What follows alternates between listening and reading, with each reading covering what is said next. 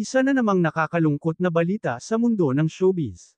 Pumanaw na ang OPM icon at veteranong mga awit na si Haji Alejandro noong Lunes, April 21, sa edad na 70. Ang balita ay kinumpirma ng kanyang anak na si Barney Alejandro.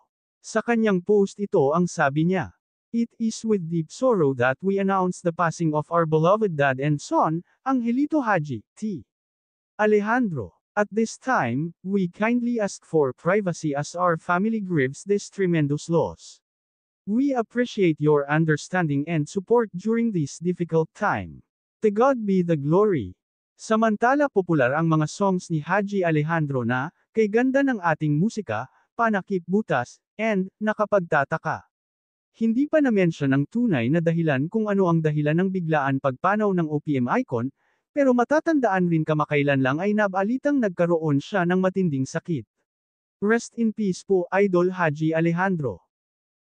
Paano mga kachika, kita-kits tayong muli sa mga susunod ko pang mga showbiz updates. Please like, share and subscribe. Pakihit na rin ang notification bell para ma-notify ka sa mga susunod ko pang upload. Again maraming salamat.